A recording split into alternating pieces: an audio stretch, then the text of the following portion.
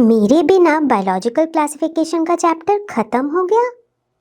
अरे घबराओ नहीं, अभी तक तो हम भी नहीं आए हैं। और मैं भी। बायोलॉजिकल क्लासिफिकेशन की कहानी अभी बाकी है मेरे दोस्त।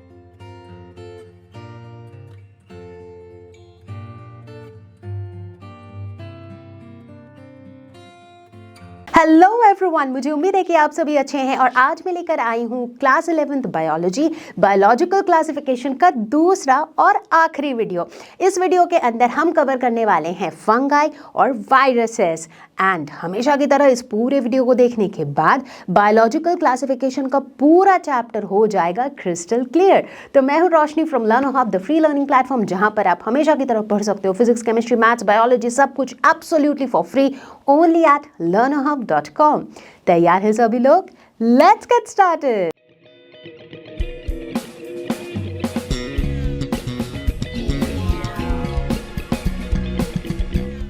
हमारे आसपास ऐसी बहुत सी चीजें होती हैं जो हम अक्सर ये देखते हैं, बट हमें ये नहीं पता होता है कि ये फंगाई है एग्जैक्टली। जैसे मान लो एक टमाटर, अगर उसे आप रूम टेम्परेचर पे रख दो, वो भी गर्मी के मौसम में कई दिनों तक, क्या होता है? पहले तो वो टमाटर थोड़ा सॉफ्ट हो जाएगा, कुछ टाइम के बाद फिर वो धीरे धीरे गलने लग जाएगा, फिर वो सड़ जाएगा। अब जब वो सड़ने लगता है तो धीरे धीरे क्या होता है, over a couple of days आप क्या नोटिस करोगे कि उसके ऊपर थोड़ा सा ब्लैकिश टाइप के कलर का एक नेट लाइक स्ट्रक्चर बन गया है। But did you know that वो फंगाई है। मशरूम्स, जिसे हम तरह तरह के डिशेस बना के खाते हैं, इनफैक्ट मेरा तो फेवरेट भी है मशरूम, क्या है ये? फंगाई। एक ऑरेंज संतरा जब खराब होने लगता है तो आप नोटिस करोगे कि उसके ऊपर एक क्रीमिश या फिर ग्रीनिश कलर की लेयर आने लगती है, क्या है वो भी है फंगाई। तो बेसिकली हम अपने आसपास बहुत से जगहों पे, स्पेशली बहुत से रॉटन चीज़ों के ऊपर इस तरह की ऑर्गेनिजम्स देखते हैं, इस तरह का लेयर दिखते हैं, but they are actually fungi. बहुत बार इस टर्म के प्रोनाउंसिएशन को लेकर के बहुत सारी कंफ्यूजन रहती है बच्चों के दिमाग में, so let me clarify that. इसे हम फंगाई प्रोनाउंस भी कर सकते हैं एज पर अमेरिकन इंग्लिश, और इसे हम फंगी भी कह सकते हैं एज पर ब्रिटिश इंग्लिश। तो चिल मारो, दोनों ही करेक्ट है। तो सबसे पहले शुरुआत करेंगे हम हमारी कहानी की विथ कैरेक्टरिस्टिक्स ऑफ फंगाई, यानी कि फंगाई जो किंगडम अब हम पढ़ने वाले हैं, इस किंगडम के अंदर फॉल करने वाले जो ऑर्गेनिजम्स हैं उनके बेसिक कैरेक्टरिस्टिक्स, उनके कॉमन कैरेक्टरिस्टिक्स क्या है। तो सबसे पहला कैरेक्टरिस्टिक्स ये होते हैं यूकैरियोट्स। यूकैरियोट्स बाय नाउ आप सबको पता ही है क्या होते हैं यूकैरियोट्स, जिनके सेल के अंदर हमें स्पेसिफिक अलग अलग सेल ऑर्गेनल्स दिखते हैं। ये सारे सेल ऑर्गेनल्स अपने अपने मेम्ब्रेन से बाउंड होते हैं, तो distinct cell organelles, distinct nucleus, ये सारी चीज़ें हमें देखने को मिलती है बिल्कुल स्पेसिफिकली, डिस्टिंक्टली। तो ये होते हैं यूकैरियोट्स। ठीक है, बहुत बढ़िया। तो यानी कि फंगाई जो हैं ये यूकैरियोट्स हैं। दूसरा कैरेक्टरिस्टिक ये होते हैं मल्टी सेल्यूलर। यस, यानी कि ये बहुत सारे सेल्स से बने होते हैं। नाउ ये बात सभी फंगाई के लिए ट्रू है, लेकिन एक एक्सेप्शन है, और वो एक्सेप्शन है ईस्ट। ईस्ट एक लौता ऐसा फंगाई है जो यूनिसेल्यूलर है, यानी कि ये फंगाई है, यानी कि इसके बाकी सारे कैरेक्टरिस्टिक्स, बाकी सारे ट्रेट्स जो हैं वो फंगाई से मैच करते हैं, लेकिन ये बने हुए हैं सिर्फ और सिर्फ एक सेल से। एंड जाहिर सी बात है कि भाई साहब जो हैं ये हटके हैं, बाकी सारे फंगाई से अलग हैं, यानी कि ये स्पेशल हैं, ये यूनिक है, यानी कि ये नहीं याद रखना तो बनता है। तो ईस्ट इज एन एक्सेप्शन, क्योंकि east is a unicellular fungi. बहुत बढ़िया। तो मतलब फंगाई के अंदर हम बात करने वाले हैं मल्टी सेल्यूलर यूकैरियोट्स के बारे में। अब बच्चों एक बहुत इंटरेस्टिंग सा पैटर्न नोटिस कर रहे हो, हमने इस पूरे क्लासिफिकेशन की शुरुआत करी थी किस किंगडम से? मोनेरा से। फिर हमने पढ़ा था प्रोटिस्टा, राइट। मोनेरा में हमने किस तरह के ऑर्गेनिजम्स पढ़े थे? Prokaryotes, unicellular, right. प्रोटिस्टा में हमने क्या पढ़ा था? Eukaryotes, unicellular. अब फंगाई पे पहुंच गए हैं तो हम क्या पढ़ रहे हैं? Eukaryotes, multicellular. मतलब जैसे जैसे एक एक लेवल हम बढ़ रहे हैं आगे, वैसे वैसे हमारे ऑर्गेनिजम्स जो हैं वो ज़्यादा कॉम्प्लेक्स होते जा रहे हैं, राइट। मतलब ऑब्वियस सी बात है ना, यूनिसेल्यूलर से मल्टीसेल्यूलर जाओगे तो ऑर्गेनिज्म के बॉडी का स्ट्रक्चर तो कॉम्प्लेक्स होगा। भाई पहले एक ही सेल था, अब बड़े सारे सेल्स हैं, है ना। तो इस तरीके से ग्रेजुअली हम स्टेप बाय स्टेप जो है मोर कॉम्प्लेक्स ऑर्गेनिजम्स की तरफ बढ़ रहे हैं। ग्रेट। अब बात करेंगे न्यूट्रिशन की। तो इनका जो न्यूट्रिशन होता है दैट इज हेटेरोट्रॉफिक। क्या होता है हेटेरोट्रॉफिक न्यूट्रिशन? कितनी बार बता चुकी हूं मैं, पिछले वाले वीडियो में, एक ही वीडियो में कई बार बताई हूं, and I am pretty sure सबको पता है क्या होता है हेटेरोट्रॉफिक न्यूट्रिशन। एग्जैक्टली, जहां पर ये ऑर्गेनिजम्स जो है ये दूसरे ऑर्गेनिजम्स पे डिपेंड करते हैं for their food, directly indirectly कैसे भी, बट ये दूसरों पे डिपेंड करते हैं। ठीक। हैबिटेट इनका कैसा होता है? ये प्रेफर करते हैं वार्म एंड मॉइस्ट हैबिटेट्स। दो चीज़ों का ध्यान देना, वार्म गर्म, यानी कि टेम्परेचर थोड़ा ज़्यादा हो तो इनके सर्वाइवल के लिए बेटर है, और मॉइस्ट यानी कि थोड़ा बहुत वाटर का प्रेजेंस हो तो इनके लिए बेटर है। राइट। अब सोच के देखो एक बहुत मज़ेदार चीज़, अभी अभी जो एग्जाम्पल्स मैं दे रही थी हमारे आसपास जहाँ पर हमको फंगाई देखने को मिलता है, वो अधिकतर चीज़ें कैसी थी? सड़ी हुई चीज़ें, जैसे टमाटर सड़ रहा है, संतरा सड़ रहा है। अब आप नोटिस करो कि चीज़ें सड़ती कब हैं? जब मौसम ज़्यादा गर्म होता है। गर्मियों के दिनों में अगर आप चीज़ों को फ्रिज के बाहर रख दो, कुछ टाइम तक छोड़ दो, तो चीज़ें ख़राब होने लगती हैं। क्यों? क्योंकि टेम्परेचर क्या होता है? ज़्यादा होता है, वार्म होता है एनवायरनमेंट, और दूसरा मॉइस्चर होता है, एयर में मॉइस्चर अगर प्रेजेंट हो तो पानी से भी चीज़ें ख़राब होती हैं। इसी वजह से आप देखोगे कि अगर हम चीज़ों को ख़राब नहीं होने देना चाहते हैं तो हम क्या करते हैं? उनको फ्रिज के अंदर डाल देते हैं। वहाँ पर टेम्परेचर इतना कम होता है कि फंगाई वहाँ पर इतना ग्रो नहीं कर पाते हैं, इसीलिए चीज़ें सड़ती नहीं हैं। ठीक है।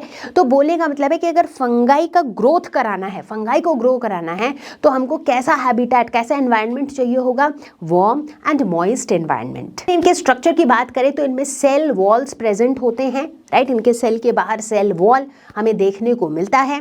ये पाए कहाँ जाते हैं? अरे यार बहुत सी जगहों में पाए जाते हैं, air, water, soil, plants, animals, सब जगह मिल जाते हैं ये फंगाई। अगर मोबिलिटी की बात करें तो ये इमोबाइल होते हैं, यानी कि फंगाई जो है वो एक जगह से दूसरी जगह नहीं जा पाते हैं। इनफैक्ट इस प्रॉपर्टी से क्या आपको याद आया कि जब हम लोग प्रोटिस्टा किंगडम पढ़ रहे थे तो वहाँ पर हम एक ग्रुप पढ़ रहे थे स्लाइम मोल्ड्स, और मैंने बताया था कि स्लाइम मोल्ड्स के काफ़ी सारे जो फीचर्स हैं ना वो फंगाई से मिलते जुलते हैं, बट कुछ स्टार्क डिफरेंसेस है, जिसमें से एक थी मोबिलिटी। स्लाइम मोल्ड्स जो है वो मोबाइल होते हैं, वो मूव कर सकते हैं, लेकिन फंगाई जो है ये इमोबाइल होते हैं। तो बच्चों कुल मिला के ये कुछ कॉमन या फिर बेसिक कैरेक्टरिस्टिक्स थे फंगाई किंगडम के ऑर्गेनिजम्स के। तो चलो बच्चों अब देखते हैं फंगाई के स्ट्रक्चर को। तो अधिकतर फंगाई जो है they grow as hyphae. Hyphae नया टर्म आ गया, लेकिन बहुत बहुत इंपॉर्टेंट टर्म है। फंगाई जो है ये कैसे ग्रो करता है? हाइफी की तरह। हाइफी होता क्या है? हाइफी जो है यूँ समझ लो कि ये long thin thread like structures होते हैं, पतले पतले पतले पतले ऐसे थ्रेड के जैसे ये स्ट्रक्चर्स होते हैं। अब ये सड़े हुए टमाटर को ही देख लो, इसके ऊपर जो आपको ब्लैकिश टाइप का एक नेट लाइक स्ट्रक्चर दिखता है, वो नेट लाइक स्ट्रक्चर बनता किससे है? ऐसे पतले पतले लंबे लंबे थ्रेड लाइक स्ट्रक्चर से ही तो बनता है। तो इस तरह के पतले लंबे जो स्ट्रक्चर्स हैं, थिन स्ट्रक्चर्स जो हैं, इन्हें हम कहते हैं हाइफी। और इस तरह के बहुत सारे हाइफी का जो इंटरकनेक्टेड नेटवर्क होता है, मतलब ऐसे बहुत सारे हाइफी, जैसे इस टमाटर के ऊपर अगर आप इसको थोड़ा क्लोजली देखो तो ऐसे बहुत सारे हाइफी मिल करके एक इंटरकनेक्टेड नेटवर्क बना रहा है, जिसे हम कहते हैं माइसीलियम। प्यारे बच्चों बहुत ध्यान से सुनना, फंगाई के स्ट्रक्चर की जैसे ही मैं बात करती हूँ तो यहाँ पर हाइफी और माइसीलियम ये दोनों बहुत बहुत बहुत क्रिटिकल टर्म्स हैं। ठीक है। हाइफी किसको कहते हैं? ये जो पतले पतले थिन स्ट्रक्चर्स हैं इसे हाइफी कहते हैं। बहुत सारे इस तरह के हाइफी इंटरकनेक्ट होके जो बनाता है उसे हम माइसीलियम कहते हैं। यहाँ तक क्लियर है? ओके। अब इस हाइफी के अंदर क्या होता है? राइट। तो मतलब एक तरीके से आप समझ सकते हो कि जैसे एक ट्री का ब्रांच होता है, अब उस ब्रांच से ही और ब्रांचेस निकलते हैं। राइट। तो कुछ इसी तरह का है सीन यहाँ पर। ये जो पतले पतले ब्रांचेस हैं दे आर हाइफी, और ये सारे ब्रांचेस इंटरकनेक्ट होकर बना रहे हैं माइसीलियम। अब अगर इस हाइफी को मैं थोड़ा और डीप में देखूं, हाथ में एक माइक्रोस्कोप लिए या मैग्नीफाइंग ग्लास लिए अगर मैं इस हाइफी के भी अंदर देखना चाहूँ कि इसके अंदर क्या होता है, तो हम देखते हैं कि हाइफी के अंदर जो हाइफल सेल है, बेसिकली सेल्स ही तो हैं इसके अंदर भी, तो उस सेल के अंदर जैसे कि हर सेल के अंदर अलग अलग सेल ऑर्गेनल्स होते हैं, ठीक उसी तरह हाइफल सेल के अंदर भी अलग अलग सेल ऑर्गेनल्स हैं। जैसे माइटोकॉन्ड्रिया भी है, गोल्गी एपैरेटस भी है, वैक्यूल है, राइबोसोम है, प्लाज्मा मेम्ब्रेन है। तो जिस तरह से सारे सेल ऑर्गेनल्स होते हैं, ठीक उसी तरह हाइफल सेल के अंदर भी डिफरेंट सेल ऑर्गेनल्स प्रेजेंट हैं। एक अलग और इंटरेस्टिंग चीज़ हमें ये देखने को मिलती है कि कई बार इस हाइफी के अंदर जो हाइफल सेल्स हैं वो हर एक सेल दूसरे सेल से एक वॉल से सेपरेटेड है, जिसे हम कहते हैं सेप्टम। छोटे छोटे टर्म्स हैं, बट अगर आप याद रखोगे तो बड़ा अच्छा रहेगा। और मुझे लगता है अगर आप इस विजुअलाइजेशन के साथ चलोगे, इस इमेज को अपने दिमाग में छापते चले जाओगे ना, तो आप इन चीज़ों को भूलोगे ही नहीं। ठीक है, आई एम एक्सपेक्टिंग कि अभी आप अपने नोटबुक और पेन के साथ बैठे हो मेरे साथ।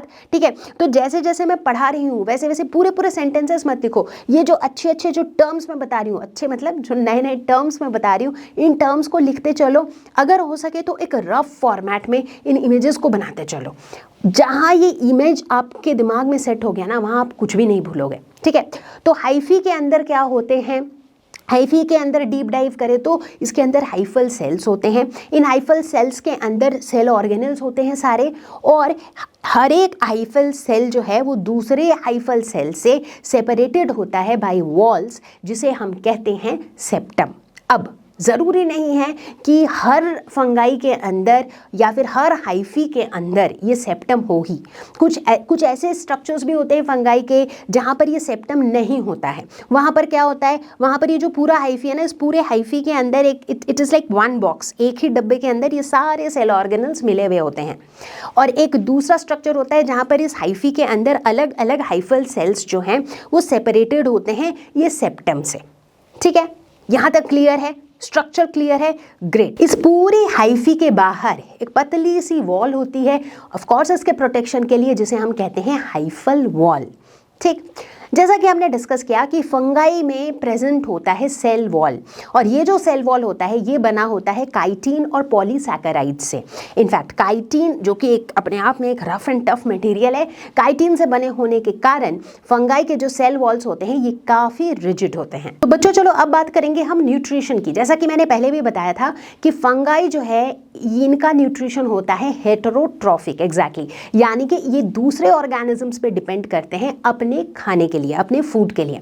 अब हेटेरोट्रॉफिक न्यूट्रिशन के अंदर भी बहुत से अलग अलग टाइप के न्यूट्रिशन देखे जाते हैं फंगाई में। जैसे कि कुछ तो होते हैं सैप्रोफाइट्स। सैप्रो मतलब सैप्रोफाइट्स क्या होते हैं, जो डेड और डिकेइंग मैटर पे फीड करते हैं। इनफैक्ट अब आपको इस सवाल का भी जवाब मिल ही गया होगा कि क्यों हम सड़ी हुई चीज़ों में फंगस देख रहे थे, राइट? क्यों? क्योंकि डेड और डिकेइंग मैटर को ही ये फीड करते हैं, वहीं से ये अपना फूड ऑब्टेन करते हैं। इसीलिए इन चीज़ों में हमें फंगाई की ग्रोथ देखने को मिलती है। ठीक है, दूसरा हो सकता है पैरासाइट्स। कुछ पैरासाइट्स भी हो सकते हैं, यानी कि वो दूसरे लिविंग प्लांट्स या लिविंग एनिमल्स की बॉडी के अंदर रह के अपना न्यूट्रिशन ऑब्टेन करते हैं और साथ ही साथ उनको नुकसान भी पहुंचा देते हैं। एग्जैक्टली, ये बिल्कुल भी I mean not a great thought of course, ठीक है, बट ऐसा ही है। पैरासाइट मतलब वो जाएंगे, अपना न्यूट्रिशन वहाँ से लेंगे और साथ में उनको नुकसान भी पहुँचा देंगे। एग्जाम्पल के तौर पर आप लोगों ने कभी बीच ट्रीज देखी हैं? फंगस बीच स्ट्रॉबेरी जो है ये कैंसरस गॉल्स कॉज करते हैं इन बीच ट्रीज। सिर्फ प्लांट्स ही नहीं, अगर हम ह्यूमंस की बात करें तो रिंगवॉर्म जो है ये भी एक तरह का फंगल इन्फेक्शन होता है, राइट? तो इस तरीके से हम देखते हैं कि जो कुछ फंगस ऐसे भी होते हैं जो दूसरे प्लांट्स या एनिमल्स की बॉडी के अंदर जाके अपना न्यूट्रिशन लेते हैं और उनमें डिजीजेस कॉज करते हैं। अच्छा, तीसरा एक कैटेगरी ये भी होता है कि कुछ फंगाई ऐसे भी होते हैं जो दूसरे ऑर्गेनिजम्स के साथ सिम्बायोटिक रिलेशनशिप में होते हैं। अब यहाँ पर आ गया है एक और नया टर्म, सिम्बायोटिक रिलेशनशिप। ये कैसा रिलेशनशिप है? एक ऐसा रिलेशनशिप है जहाँ पर दोनों ही ऑर्गेनिज्म म्यूचुअली बेनिफिटेड होते हैं। मतलब फंगाई एक और ऑर्गेनिज्म के साथ एक इस तरह के एसोसिएशन में होता है कि फंगाई को भी फायदा है और उस ऑर्गेनिज्म को भी फायदा है, तो मतलब दोनों के लिए विन विन सिचुएशन है। तो चलो थोड़ा सा डिटेल में समझते हैं सिम्बायोटिक रिलेशनशिप को। सिम्बायोसिस, सिम्बायोसिस एक ऐसा एसोसिएशन होता है जहां पर दो ऑर्गेनिज्म म्यूचुअली बेनिफिट होते हैं, दोनों ही एक दूसरे की मदद करते हैं, एक ऐसा विन विन एसोसिएशन होता है। एक बहुत ही साधारण से एग्जांपल से हम सिम्बायोसिस के कॉन्सेप्ट को समझेंगे। जैसे मान लो एक फ्लावर और एक हनी बी, इन दोनों के बीच का जो एसोसिएशन है, इसमें दोनों को फायदा है, बिल्कुल दोनों के लिए फायदे का सौदा है। कैसे? देखो, हनी बी के लिए फायदा है क्योंकि इसको फ्लावर से क्या मिलेगा? नेक्टर मिलेगा, तो इसका फायदा है। फ्लावर को क्या फायदा है यार? हनी बी जो है इसके पॉलिनेशन में मदद करता है, जो कि फ्लावर्स के लिए जो रिप्रोडक्शन है, प्लांट का रिप्रोडक्शन के लिए बहुत इंपॉर्टेंट है, राइट। पॉलिनेशन क्या होता है? ये पॉलन ग्रेन्स को कैरी करेगा और लेके जाएगा सही जगह ताकि सेक्स फर्टिलाइजेशन हो सके, राइट। तो यानी कि प्लांट को भी फायदा है हनी बी से और हनी बी को भी फायदा है फ्लावर से। तो क्या हो गया? म्यूचुअल बेनिफिट का सौदा हो गया, म्यूचुअल बेनिफिट वाला एसोसिएशन हो गया, और इस तरह के एसोसिएशन को हम कहते हैं सिम्बायोसिस। एक एग्जांपल और देखते हैं। जैसे यहाँ पर आप देख रहे हो कि एक बफेलो है, बफेलो के पीठ पे बहुत सारे बर्ड्स बैठे हुए हैं, and let me tell you, इन दोनों के बीच का जो एसोसिएशन है वो भी म्यूचुअल बेनिफिट वाला एसोसिएशन है। कैसे? अब देखो, जाहिर सी बात है कि ये जो बर्ड्स हैं ये वहाँ बैठ के क्या कर रहे हैं? बफेलो की पीठ पे, उनकी बॉडी पे जो छोटे छोटे वॉर्म्स होते हैं, छोटे छोटे जो इंसेक्ट्स या कीड़े होते हैं, ये उनको खा रहे हैं। तो बर्ड्स का फायदा है क्योंकि उन्हें तो खाना मिल रहा है। बफेलो का फायदा कैसे है? अरे यार, अब उनकी पीठ पे जो छोटे छोटे कीड़े बैठे हैं, how do they get rid of them? कौन आके उनको हटाएगा, उनको साफ करेगा? बर्ड्स वो काम कर दे रही हैं, तो उनका भी फायदा है, राइट। तो दोनों ही पार्टी के लिए जो है ये एक विन विन सिचुएशन होता है, और इस तरह के एसोसिएशन को हम कहते हैं सिम्बायोसिस। अब आई एम प्रीटी श्योर कि सभी पे दिमाग में यही, सभी को इसी बात की क्यूरियोसिटी हो रही है कि मैम ये तो समझ में आ गया कि सिम्बायोसिस क्या होता है, बट अब आप हमें ये बताओ कि ये जो फंगाई होते हैं ये किस तरीके से दूसरे ऑर्गेनिजम्स के साथ सिम्बायोटिक रिलेशनशिप्स में रहते हैं। चलो देखते हैं। तो चलो बच्चों, अब देखते हैं कुछ ऐसे सिम्बायोटिक रिलेशनशिप्स जिसमें फंगाई किसी दूसरे ऑर्गेनिज्म के साथ रहते हैं और एक दूसरे को बेनिफिट करते हैं। तो ऐसा पहला एग्जांपल है लाइकेन। लाइकेन, यस, ये एक सिम्बायोटिक एसोसिएशन है between fungi and blue green algae. Blue green algae याद आ रहा है किसी को? कहाँ पढ़ा था हमने, किस किंगडम में पढ़ा था? Monera kingdom, exactly. Blue green algae को हम साइनोबैक्टीरिया भी कहते हैं, एग्जैक्टली। तो बच्चों, इस तरह का कुछ दिखता है लाइकेन, जहाँ पर हम देख सकते हैं कि जो ब्लू ग्रीन एल्गी है और जो फंगाई है ये एक दूसरे के साथ रहते हैं, और ये जो एसोसिएशन है ये म्यूचुअल बेनिफिट का एसोसिएशन है जिसे हम कहते हैं सिम्बायोसिस। अब ये देखते हैं कि दोनों एक दूसरे से बेनिफिट होते कैसे हैं। ब्लू ग्रीन एल्गी के बारे में बच्चों हमें ये पता ही है कि ये फोटोसिंथेटिक होते हैं, यानी कि ये फोटोसिंथेसिस परफॉर्म कर पाते हैं, जिस वजह से ये अपना खाना खुद बना पाते हैं। तो इस तरीके से फंगाई का बेनिफिट क्या है? इन्हें खाना मिल जाता है, बना बनाया खाना मिल जाता है, राइट। तो ब्लू ग्रीन एल्गी एक तरीके से फंगाई के लिए कुक का काम करती है, राइट। ये बना बनाया खाना फंगाई को मिल जाता है। लेकिन ब्लू ग्रीन एल्गी को क्या फ़ायदा है? फंगाई जो है इनको प्रोटेक्शन प्रोवाइड करती है। अगर आप देखोगे लाइकेन, तो आप देखोगे कि ये दोनों साथ में कुछ इस तरीके से रहते हैं कि फंगाई जो है इनको एक प्रोटेक्शन की लेयरिंग दे देते हैं। तो इसका मतलब दोनों को फायदा है, एक को मिल रहा है खाना तो दूसरे को मिल रहा है प्रोटेक्शन, है ना। तो हो गया सिम्बायोसिस का एक एग्जाम्पल। एक और एग्जाम्पल लेते हैं। तो फंगाई का हायर प्लांट्स के रूट्स के साथ, प्लांट रूट्स और फंगाई, इन दोनों के बीच में भी म्यूचुअल बेनिफिट का सिम्बायोटिक रिलेशनशिप होता है जिसे हम कहते हैं माइकोरिजा।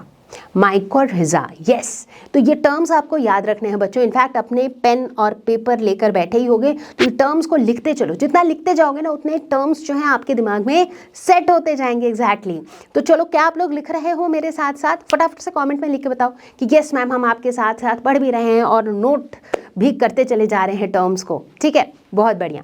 तो अब देखो यहाँ पर ये जो प्लांट्स हैं जिनके रूट्स में ये फंगाई हैं उनको क्या फ़ायदा है और फंगाई को क्या फ़ायदा है।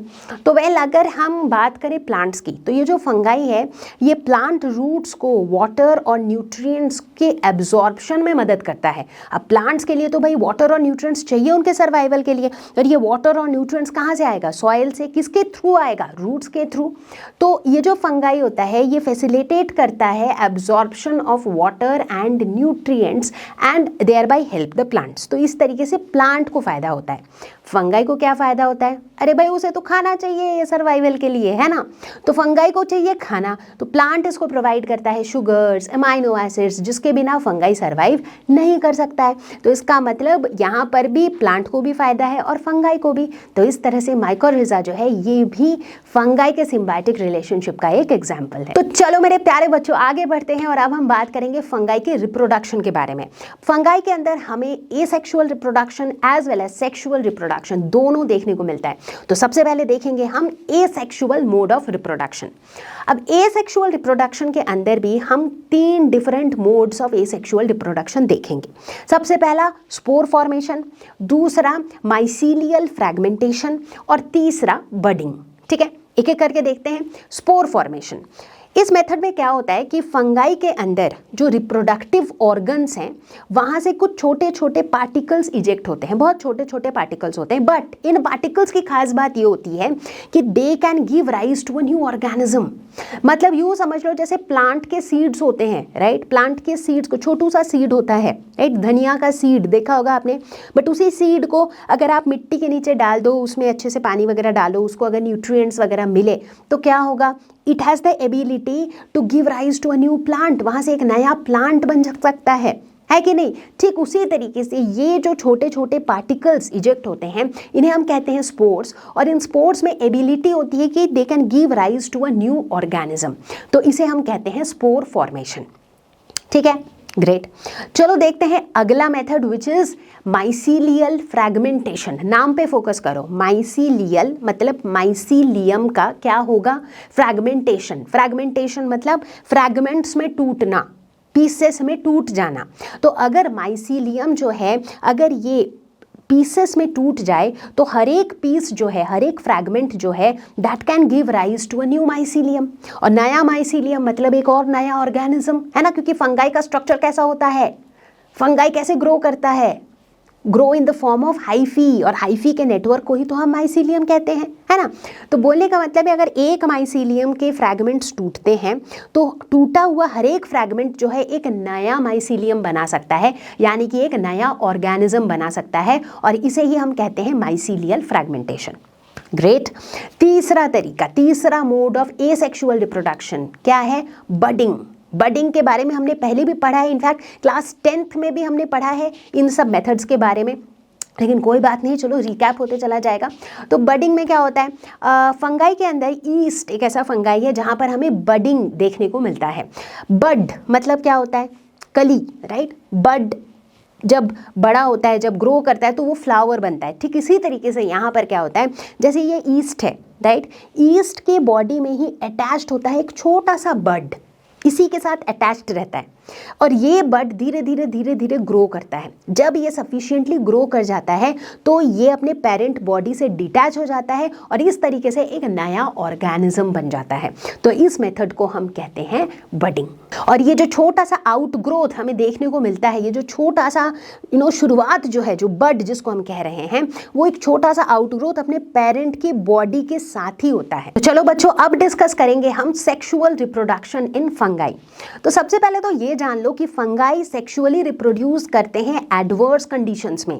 जब एडवर्स एनवायरमेंटल कंडीशंस हो जाते हैं तब ये सेक्सुअली रिप्रोड्यूस करते हैं।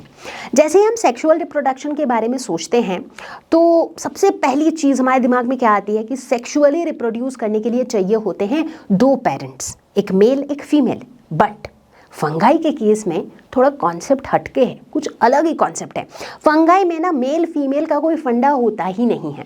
तो यहाँ पर ये जो 2 पेरेंट्स की बात हो रही है ये बेसिकली मेल फीमेल तो नहीं होता है, बट यहाँ पर 2 मेटिंग टाइप्स की बात करते हैं हम, प्लस माइनस। अब ये प्लस और माइनस सेम ऑर्गेनिज्म के अंदर भी हो सकता है और ये प्लस और माइनस डिफरेंट ऑर्गेनिजम्स में भी हो सकता है ना, थोड़ा सा हटके, थोड़ा सा अलग।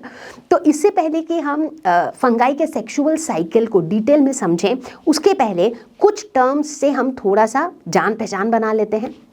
तो जैसे पहला टर्म है होमोथैलिक। होमो मतलब सेम, मतलब अगर ये जो दोनों मेटिंग टाइप्स है, ये जो प्लस और माइनस है, अगर ये दोनों सेम माइसेलियम में प्रेजेंट हो तो उसे हम कहते हैं homothallic.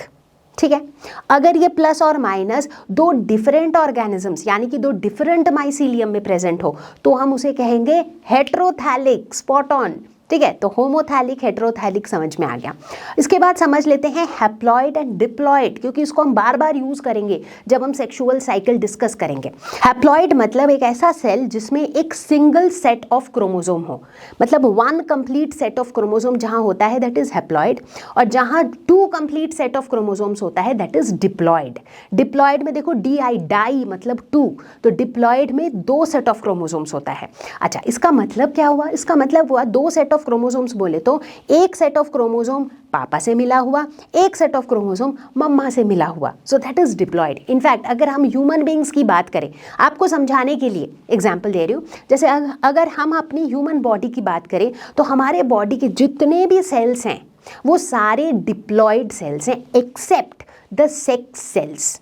Accept the sex cells, बाकी सारे सेल्स जो हैं वो डिप्लॉयड है, यानी कि बाकी जितने भी सेल्स हमारी बॉडी में हैं उनमें दो सेट ऑफ क्रोमोसोम्स है, एक सेट ऑफ क्रोमोसोम पापा से मिला हुआ, दूसरा सेट ऑफ क्रोमोसोम मम्मा से मिला हुआ।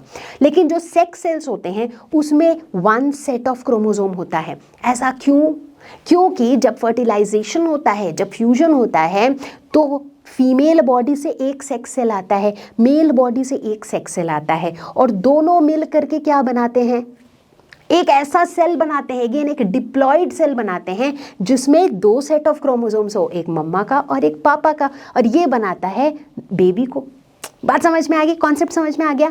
तो हैप्लॉइड सेल और डिप्लॉइड सेल का मतलब भी समझ में आ गया। हैप्लॉइड सेल में एक सेट ऑफ क्रोमोसोम होता है, डिप्लॉइड सेल में टू सेट्स ऑफ क्रोमोसोम्स होते हैं। ठीक, तो ये चार टर्म्स मुझे आपको बताने थे इससे पहले कि हम सेक्सुअल साइकिल डिस्कस करें, but I think now we are ready, तो let us discuss the sexual cycle in fungi. तो चलो अब बात करने वाले हैं हम about the sexual reproduction in fungi. ठीक है, तो फंगाई के अंदर सेक्सुअल रिप्रोडक्शन जो है ये एक 3 स्टेप प्रोसेस है। इसमें 3 स्टेप होते हैं, plasmogamy, karyogamy and meiosis. Please note this is meiosis and not mitosis. ठीक है, तो यहाँ पर 3 स्टेप क्या क्या है? Plasmogamy, karyogamy and meiosis.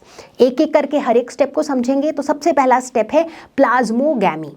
प्लाज्मो ये शब्द कहाँ से आया है? साइटोप्लाज्म, प्रोटोप्लाज्म, तो प्लाज्म से आया है प्लाज्मो। ठीक है, गैमी वर्ड का मतलब होता है मैरिज यानी कि यूनियन। ठीक है, तो मतलब प्लाज्मोगैमी मतलब इस वाले स्टेप में साइटोप्लाज्म का मैरिज होता है, साइटोप्लाज्म का यूनियन होता है। किसके साइटोप्लाज्म का? ऑफ कोर्स प्लस और माइनस का, क्योंकि फंगाई में क्या होता है? मेल फीमेल तो होता नहीं है, प्लस और माइनस होता है। तो ये जो दो मेटिंग टाइप्स हैं प्लस और माइनस, ये बेसिकली क्या है? दो हैप्लॉइड सेल्स हैं। ये दो हैप्लॉइड सेल्स के साइटोप्लाज्म जो है वो मिक्स कर जाते हैं, मतलब दो हैप्लॉइड सेल आए जिसके अंदर वन सेट ऑफ क्रोमोसोम है। ठीक है, और इनका जो न्यूक्लियस है वो वैसा का वैसा ही रह गया, लेकिन जो साइटोप्लाज्म है वो दोनों का यूनाइटेड हो गया। तो हमें क्या मिला? हमें मिल गया वन सिंगल सेल, क्योंकि साइटोप्लाज्म तो दोनों का मिक्स हो चुका है, तो हमें मिल गया वन सिंगल सेल। लेकिन उस वन सिंगल सेल के अंदर दो हैप्लॉइड न्यूक्लियाई हैं, यही तो मिला। प्लाज्मोगैमी के एंड में मुझे क्या मिला? मुझे एक सिंगल सेल मिला जिसके अंदर दो हैप्लॉइड न्यूक्लियाई है, और इसे हम कहते हैं डाइकैरियन। डाई मतलब दो, कैरियन मतलब न्यूक्लियाई। दो न्यूक्लियाई चूंकि यहाँ पे हमें मिल रहा है, इसीलिए इस स्ट्रक्चर को हम कहते हैं डाइकैरियन, या फिर इस फेज को हम कहते हैं डाइकैरियोफेज। क्लियर? सिंपल था। अब चलते हैं step number 2 which is karyogamy. Cairo मतलब अभी बताया था न्यूक्लियाई, और गैमी मतलब मैरिज, अब होगा न्यूक्लियाई का मैरिज, यानी कि ये जो दो हैप्लॉइड न्यूक्लियाई थे अब ये दोनों यूनाइट हो जाएंगे। तो दो हैप्लॉइड न्यूक्लियाई यूनाइट होके क्या बना देंगे, एक डिप्लॉइड जाइगोट। डिप्लॉइड क्यों, क्योंकि दोनों हैप्लॉइड न्यूक्लियाई के पास एक एक सेट ऑफ क्रोमोसोम था। अब जब दोनों जुड़ गए तो जो बना उसके अंदर तो दो सेट ऑफ क्रोमोसोम्स है, यानी कि दोनों के जुड़ जाने से जो बना that is definitely a diploid cell. तो ये जो बना इसे हम कहते हैं डिप्लॉइड जाइगोट, और इस प्रोसेस को हम कहते हैं फर्टिलाइजेशन, क्योंकि यहाँ पर दो हैप्लॉइड न्यूक्लियाई का फ्यूजन हुआ जिससे एक डिप्लॉइड जाइगोट बना, तो इसे हम कहेंगे फर्टिलाइजेशन। ये था हमारा स्टेप नंबर 2।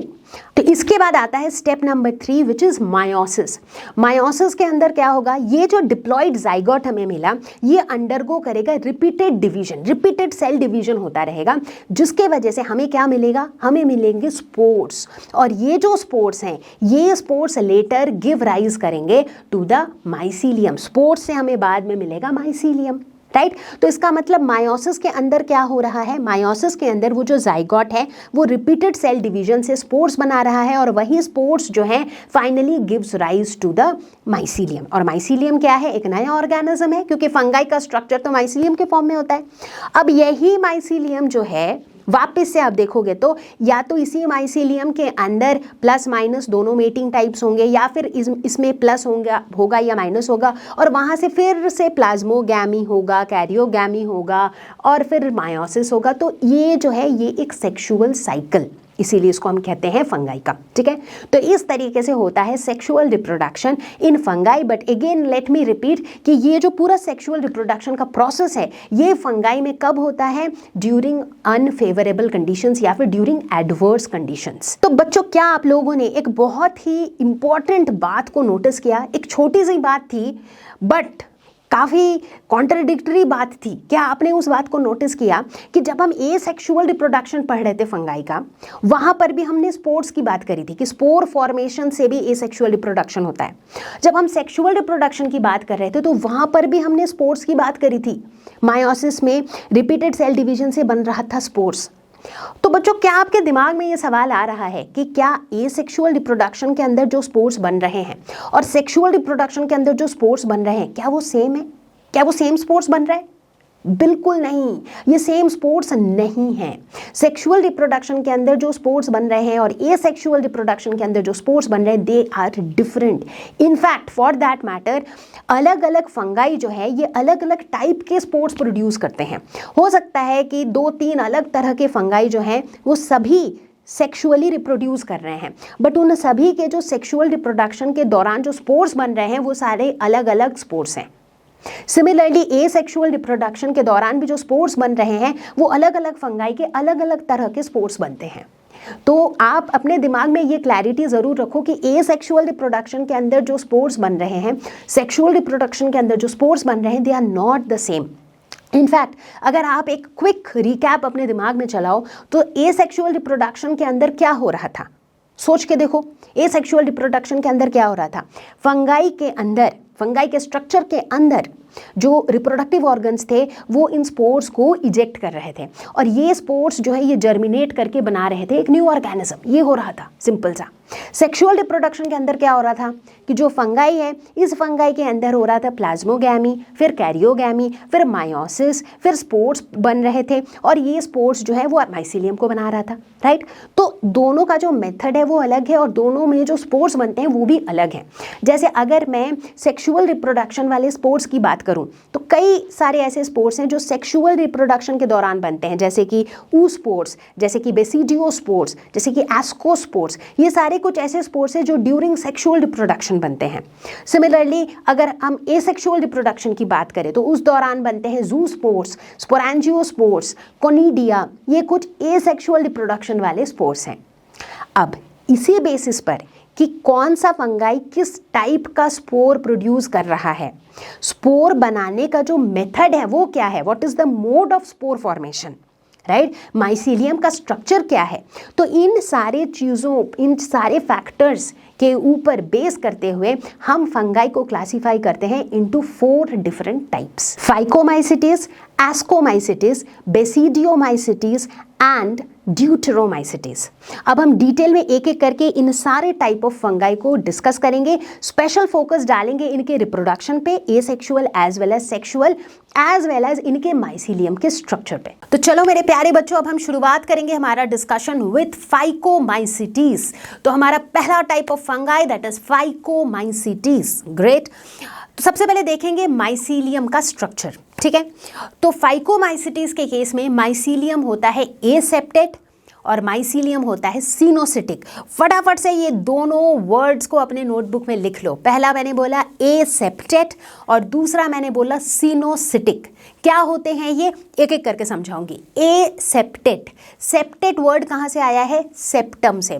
कुछ ही टाइम पहले मैंने बताया था कि अगर माइसीलियम के स्ट्रक्चर को थोड़ा और झांक के देखें तो हमें क्या दिखता है कि माइसीलियम के अंदर जो माइसीलियल सेल्स हैं ये एक दूसरे से कैसे सेपरेटेड हैं, वॉल्स से सेपरेटेड हैं, और इन वॉल्स को हम कहते हैं सेप्टम।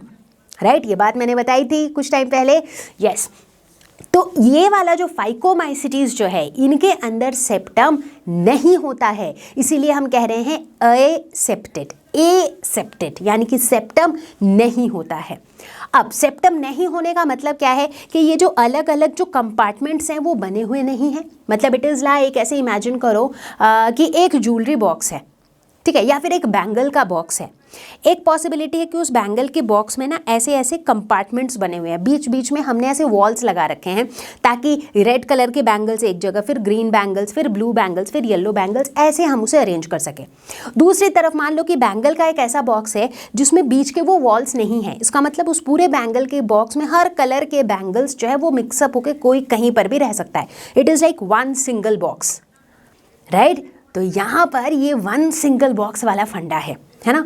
तो सिनोसिटिक, इस वर्ड का मतलब क्या है, सिनो मतलब कॉमन, सिटिक मतलब बॉक्स, एक कॉमन बॉक्स है। यानी कि यहाँ पर माइसीलियम का जो स्ट्रक्चर है वो कुछ ऐसा है कि एक बॉक्स है, उसके अंदर सारे के सारे जो न्यूक्लियाई है, सेल ऑर्गेनेल्स हैं, वो सारे के सारे पड़े हैं, बट वहाँ पर सेल्स का सेपरेशन नहीं है। क्यों? क्योंकि सेप्टम नहीं है, राइट।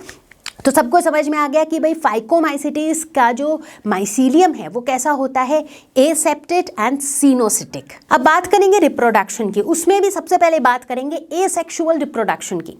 तो एसेक्सुअल रिप्रोडक्शन में यहाँ पर स्पोर्स के थ्रू होता है। ऑफ कोर्स, कौन से स्पोर्स होते हैं, मैंने बताया था हर टाइप के फंगाई के आप देखोगे अलग अलग टाइप के स्पोर्स होते हैं। तो यहाँ पर एसेक्सुअल रिप्रोडक्शन के लिए हमें दो स्पोर्स देखने को मिलते हैं। एक तो होता है मोटाइल जू स्पोर्स और दूसरा होता है नॉन मोटाइल एप्लानोस्पोर्स। पहले तो नाम से थोड़ा कंफर्टेबल हो जाओ। तो कौन से दो स्पोर्स हैं, जू स्पोर्स है और एप्लानोस्पोर्स है। नाम याद कैसे रखोगे, छोटे छोटे सिंपल रिलेटेबल शॉर्टकट्स मैं बताती रहूंगी। एप्लानोस्पोर्स, प्लेन तो याद रहेगा ना, प्लेन। प्लेन क्या होता है, प्लेन मूव करता है, बिल्कुल मूव करता है, प्लेन तो उड़ता है मैम। लेकिन ये कैसे स्पोर्स हैं, एप्लानोस्पोर्स हैं, मतलब ये उड़ते नहीं हैं, मतलब ये कैसे हैं, ये नॉन मोटाइल है, राइट। याद रहेगा ऐसे, नॉन मोटाइल होते हैं एप्लानोस्पोर्स, ठीक। और मोटाइल वाले स्पोर्स कौन से होते हैं, जू स्पोर्स, राइट। जू स्पोर्स होते हैं मोटाइल, एप्लानोस्पोर्स होते हैं नॉन मोटाइल। तो ये दो जो है ये एसेक्सुअल मोड ऑफ रिप्रोडक्शन के स्पोर्स होते हैं फॉर फाइकोमाइसिटीज, ठीक है।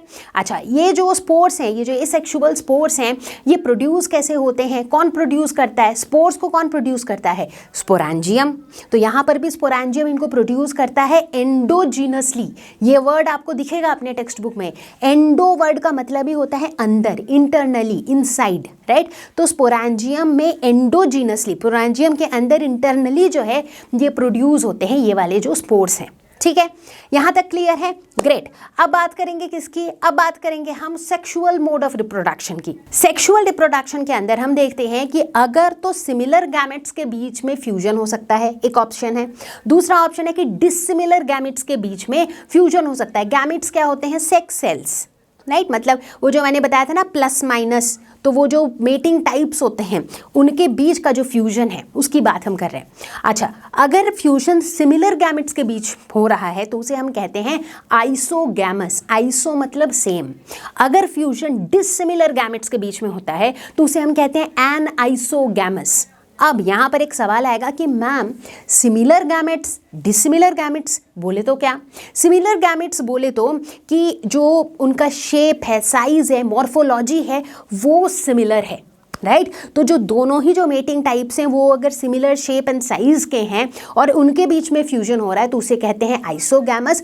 अगर वो सिमिलर नहीं है in terms of their shape and size तो उसे हम कहते हैं एन आइसोगैमस। ठीक, अच्छा, जब ये फ्यूजन होता है तो फ्यूजन के बाद स्पोर्स बनते हैं। अभी तो पढ़ा था हमने सेक्सुअल रिप्रोडक्शन में भी प्लाज्मोगैमी, कैरियोगैमी, मायोसिस के बाद स्पोर्स ही तो बनते हैं। तो यहाँ पर कौन से स्पोर्स बनते हैं? इन स्पोर्स का नाम है जाइगोस्पोर्स। क्या नाम है? जाइगोस्पोर्स। अब मेरे साथ साथ जैसे जैसे आप ये वीडियो देख रहे हो इन टर्म्स को मेरे प्यारे बच्चों लिखते चलो ताकि पूरे वीडियो खत्म होने तक ना आपको चीज़ें याद हो जाएंगी। ट्रस्ट मी, आपको चीज़ें याद हो जाएंगी। ठीक है, तो अभी तक हमने कवर किया है फाइकोमाइसिटिस। एक और बार मेरे साथ आप करोगे रिवाइज ताकि चीज़ें दिमाग में सेट हो जाए। ठीक, तो फाइकोमाइसिटिस के केस में क्या पढ़ा हमने? माइसीलियम का स्ट्रक्चर कैसा होता है? एसेप्टेड, सेप्टम नहीं होता है। सिनोसाइटिक यानी कि एक कॉमन बॉक्स के अंदर सारे के सारे सेल ऑर्गेनेल्स प्रेजेंट होते हैं। Great. Asexual mode of reproduction की बात करें तो यहाँ पर दो तरह के स्पोर्स मिलते हैं। एक होते हैं नॉन मोटाइल एप्लानोस्पोर्स, प्लेन होता है मोटाइल, एप्लानो मतलब नॉन मोटाइल, तो नॉन मोटाइल एप्लानोस्पोर्स फॉर्म हो सकते हैं या फिर मोटाइल जूस्पोर्स फॉर्म हो सकते हैं। ठीक, कहाँ पे बनते हैं, कहाँ पर प्रोड्यूस होते हैं ये स्पोर्स? स्पोरेंजियम में। कैसे? Endogenously, internally, on the inside. Great. अब देखेंगे सेक्सुअल मोड ऑफ रिप्रोडक्शन। इसमें क्या हो सकता है? इसमें सिमिलर गैमेट्स के बीच में अगर फ्यूजन हुआ तो आइसोगैमस, डिसिमिलर गैमेट्स के बीच में फ्यूजन हुआ तो एनाइसोगैमस। फ्यूजन के बाद जो स्पोर्स बने उनका नाम जाइगोस्पोर्स, एग्जैक्टली, उनका नाम जाइगोस्पोर्स। ठीक, तो फाइकोमाइसिटिस हो गया। कुछ एग्जाम्पल्स देखते हैं फाइकोमाइसिटिस के। तो चलो अब हम देख लेते हैं फाइकोमाइसिटिस के कुछ एग्जाम्पल्स। तो यहाँ पर मैं बताने वाली हूँ 3 common examples of phycomycetes which is RAM. RAM मतलब R बोले तो राइजोपस, A बोले तो एल्ब्यूगो एंड M बोले तो म्यूकर। तो राइजोपस, एल्ब्यूगो, म्यूकर ये 3 कॉमन एग्जाम्पल्स हैं फाइकोमाइसिटिस के। राइजोपस जिसे ब्रेड मोल्ड भी कहा जाता है, यस, ये कॉमन नेम्स भी आपको पता होने चाहिए। कुछ ऐसा दिखता है ये। एल्ब्यूगो जिसे मस्टर्ड फंगाई भी कहा जाता है। क्यों? क्योंकि मस्टर्ड प्लांट्स के ऊपर अगर कभी आप गौर करो तो ऐसा वाइट कलर का एक लेयरिंग दिखता है and that is nothing but Albugo. And तीसरा इज म्यूकर। तो ये जो एग्जाम्पल्स हैं ये भी आपको पता होने चाहिए। क्यों? क्योंकि अगर कभी आपके सामने ऐसा कोई सवाल आ जाए कि भाई बताओ राइजोपस जो है ये किस तरह का फंगाई है, तो आपको पता होना चाहिए कि ये फाइकोमाइसिटिस का एग्जाम्पल है। ठीक है, तो इसीलिए एग्जाम्पल्स भी इंपॉर्टेंट है। आगे बढ़े, चलो देखते हैं नेक्स्ट टाइप ऑफ फंगाई। तो अगला टाइप ऑफ फंगाई जिसके बारे में हम लोग अब डिस्कस करने वाले हैं दैट इज एस्कोमाइसिटिस। एस्कोमाइसिटिस को सैक फंगाई भी कहा जाता है। सैक मतलब, सैक किसको कहते हैं? एक हॉलो सा कैविटी या हॉलो स्पेस, उसे हम कहते हैं सैक। सैक फंगाई इनको क्यों कहते हैं? अभी आप देखोगे जब हम इंटरनली इसके स्ट्रक्चर को देखेंगे तो इसके अंदर हॉलो स्पेस का प्रेजेंस लगता है, सैक का प्रेजेंस होता है, जिसकी वजह होता नहीं है, मतलब सैक लाइक स्ट्रक्चर है इसका, जिसकी वजह से इसे सैक फंगाई भी कहते हैं। ठीक है, तो यहाँ पर भी हम वही मेन 3 बातें देखेंगे, माइसीलियम का structure, asexual reproduction and sexual reproduction. ठीक है, तो कहानी की शुरुआत करेंगे माइसीलियम के स्ट्रक्चर से।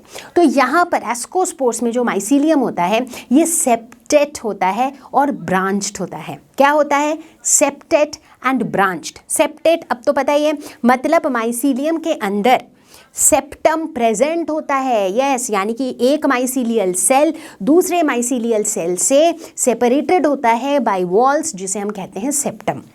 बहुत बढ़िया। और क्या होता है यहाँ पर? माइसीलियम जो होता है ये ब्रांच्ड होता है, मतलब एक माइसीलियम है उसके फिर बसे ब्रांचेस वाला फॉर्मेट, जैसे ट्री के ब्रांचेस होते हैं, देखो यहाँ पर कुछ इसी तरह का यहाँ पर भी माइसीलियम जो है ये ब्रांच्ड स्ट्रक्चर में पाया जाता है। ठीक, अब बात करेंगे एसेक्सुअल रिप्रोडक्शन की।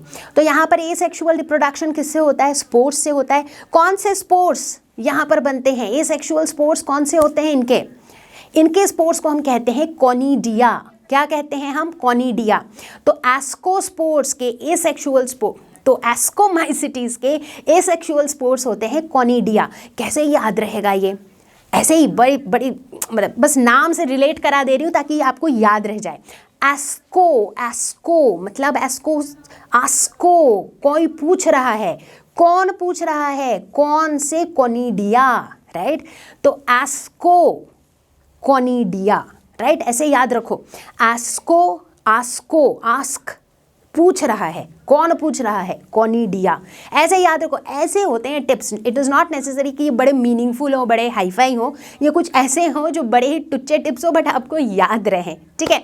तो अब आपको ये याद रहेगा कि एस्कोमाइसिटीज़ के एसेक्सुअल स्पोर्स का नाम क्या है, कोनिडिया। अब कोनिडिया प्रोड्यूस कहाँ से होता है, कोनिडियोफोर्स से। किस तरीके से प्रोड्यूस होता है, एक्सोजीनसली प्रोड्यूस होता है। ध्यान दो, एक्सोजीनसली, एक्सो मतलब आउटसाइड, एक्सटर्नली, राइट। तो यहाँ पर इस स्ट्रक्चर में हमें कोनिडिया बिल्कुल दिख रहा है, राइट। तो कोनिडिया जो है ये एक्सटर्नली प्रोड्यूस होता है फ्रॉम कोनिडियोफोर्स, ठीक है। तो कोनिडिया और कोनिडियोफोर्स दोनों ही हमें इस स्ट्रक्चर में लेबल्ड दिख रहा है, राइट।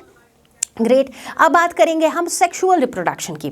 तो सेक्सुअल रिप्रोडक्शन भी यहाँ पर स्पोर्स, सेक्सुअल रिप्रोडक्शन में तो ऑफ कोर्स स्पोर्स तो बनते ही हैं, राइट। प्लाज्मोगैमी, कैरियोगैमी, मायोसिस के बाद क्या बनता है, स्पोर्स बनता है। तो कौन से स्पोर्स होते हैं, इनका नाम याद रखना बहुत सिंपल है। एस्कोमाइसिटीज़ के सेक्सुअल स्पोर्स को हम कहते हैं एस्कोस्पोर्स। सिंपल, ये तो वैसे याद रहेगा, है ना। अब देखते हैं इसके स्ट्रक्चर को। एस्कोस्पोर्स कौन बनाता है, ये बनाता है एस्कोकार्प। एस्कोकार्प जो है ये एस्कोमाइसिटीज़ के स्ट्रक्चर को अब थोड़ा झांकते हैं, ठीक है। तो एस्कोमाइसिटीज़ के स्ट्रक्चर को अगर थोड़ा डिटेल में देखोगे तो अंदर एक एस्कोकार्प दिखेगा जो कि इसका फ्रूटिंग बॉडी है। मतलब ये जो एस्कोकार्प है यही सेक्सुअल स्पोर्स बनाता है, ठीक है। तो एस्कोकार्प के स्ट्रक्चर को देखो, एक ऊपर जो है ना सैक लाइक हॉलो स्ट्रक्चर है, ठीक है। और इस एस्कोकार्प में हमें बहुत सारे एस्काई दिखते हैं। ये एस्काई देखो, पहले तो ये एस्काई का स्ट्रक्चर कुछ ऐसा होता है, अंदर डॉट डॉट्स दिख रहे हैं। बट यही एस्काई जब मैच्योर करते हैं तो देखो अंदर क्या बन गए हैं, थोड़े से लाइन लाइन से स्ट्रक्चर्स आपको दिख रहे हैं। ये जब मैच्योर करते हैं, मैच्योर होने के बाद ये मैच्योर एस्काई प्रोड्यूस करते हैं एस्कोस्पोर्स, ठीक है। और यही एस्कोस्पोर्स के हेल्प से इनका सेक्सुअल रिप्रोडक्शन होता है, ठीक है। इतनी बात क्लियर हो गई। तो चलो फटाफट से करते हैं क्विक रिकैप एस्कोमाइसिटीज़ का। एस्कोमाइसिटीज़ को क्या कहते हैं, सैक फंगाई, यस। इनका माइसीलियम होता है सेप्टेट और ब्रांच्ड, यस। और इसका एसेक्सुअल स्पोर्स क्या होता है, एस्को, एस्को, कोई पूछ रहा है, कोई आस्क कर रहा है, कौन, कोनिडिया। तो इसके एसेक्सुअल स्पोर्स होते हैं कोनिडिया। कोनिडिया को प्रोड्यूस करता है कोनिडियोफोर्स एक्सोजीनसली। ग्रेट। अब चलते हैं सेक्सुअल रिप्रोडक्शन की तरफ। सेक्सुअल स्पोर्स का नाम है एस्कोस्पोर्स। ये कहाँ प्रोड्यूस होते हैं, एस्काई से प्रोड्यूस होते हैं। एस्काई कहाँ होते हैं, एस्कोकार्प में होते हैं। अब बच्चों ये भी देखो यहाँ पर किस तरीके से प्रोड्यूस होते हैं एस्कोस्पोर्स, एंडोजीनसली, इंटरनली, एंडोजीनसली यहाँ पर ये प्रोड्यूस होते हैं, ठीक है। तो इतनी सी बातें आपको याद रखनी है अबाउट एस्कोमाइसिटीज़। लेकिन एस्कोमाइसिटीज़ के एग्जाम्पल्स चलो देखते हैं। तो चलो आप देखते हैं एग्जाम्पल्स एस्कोमाइसिटीज़ के। कैसे याद रखेंगे हम एस्कोमाइसिटीज़ के एग्जाम्पल्स को, Y pan, Y pan, Y से ईस्ट, पी से पेनिसिलियम, पेनिसिलियम, ए से एस्परजिलस और एन से न्यूरोस्पोरा। ये अगर इस तरह का आप एक एब्रीविएशन बना लोगे ना तो आपको एटलीस्ट नाम को रिकॉल करने में इजी हो जाएगा, राइट। तो फिर से एक बार देख लेते हैं, Y pan, yeast, penicillium, aspergillus, neurospora. Yeast की खासियत तो हम सबको पता ही है कि भाई ये एक यूनिसेल्युलर फंगाई है which in itself is special. Yeast में रिप्रोडक्शन होता है बाय बडिंग। पेनिसिलियम की अगर बात करें तो हमारा जो इतना पॉपुलर एंटीबायोटिक है पेनिसिलिन, वो हम ऑब्टेन करते हैं फ्रॉम पेनिसिलियम। उसके बाद है एस्परजिलस और उसके बाद है न्यूरोस्पोरा। न्यूरोस्पोरा की एक बहुत खास बात यह है कि ये जेनेटिक वर्क के रिसर्च में काफ़ी एक्सटेंसिवली यूज़ किया जाता है। इनफैक्ट न्यूरोस्पोरा को रेड ब्रेड मोल्ड भी कहा जाता है। तो यहाँ पर इन सब की जो इमेजेस आप देख रहे हो ये इनके रियल इमेजेस हैं, इन द सेंस अगर हम इनमें से किसी के भी सैंपल को आप उठा लो और उसे अगर आप माइक्रोस्कोप में ऑब्जर्व करो तो आपको कुछ इसी तरह के स्ट्रक्चर्स दिखेंगे। तो प्यारे बच्चों, अगले टाइप ऑफ फंगाई की बात जो हम करने वाले हैं वो है बेसिडियोमाइसिटीज, जिन्हें हम कहते हैं क्लब फंगाई। जैसे ही मैंने बेसिडियोमाइसिटीज बोला तो स्क्रीन पर एक बड़ा सा मशरूम का फोटो आ गया, क्योंकि मशरूम्स जिन्हें हम खाते भी हैं ये मशरूम्स भी फॉल करते हैं under the category of basidiomycetes. कहाँ पर रहते हैं ये? They inhabit soil, tree logs, plants, तो ऐसे जगहों में पाए जाते हैं। स्ट्रक्चर, माइसीलियम के स्ट्रक्चर की अगर हम बात करें तो इनका माइसीलियम होता है सेप्टेट एंड ब्रांच्ड। अब तक आपको पता ही है, सेप्टेट मतलब इनमें सेप्टम प्रेजेंट होता है, जिस वजह से जो माइसीलियल सेल्स हैं वो एक दूसरे से सेपरेटेड होते हैं बाय दीज सेप्टम। साथ ही साथ माइसीलियम ब्रांच्ड भी होता है, right, just the way we saw in case of ascomycetes. तो यहाँ पर भी माइसीलियम जो है वो सेप्टेट और ब्रांच्ड होता है। इसके बाद बात करेंगे हम एसेक्सुअल मोड ऑफ रिप्रोडक्शन की। तो यहाँ पर कुछ अलग होता है, यहाँ पर ना एसेक्सुअल स्पोर्स बनते ही नहीं हैं। यस, बनते ही नहीं है। तो अब आप पूछोगे मैम इसका मतलब जो बेसिडियोमाइसिटीज होते हैं ये एसेक्सुअली रिप्रोड्यूस नहीं करते हैं?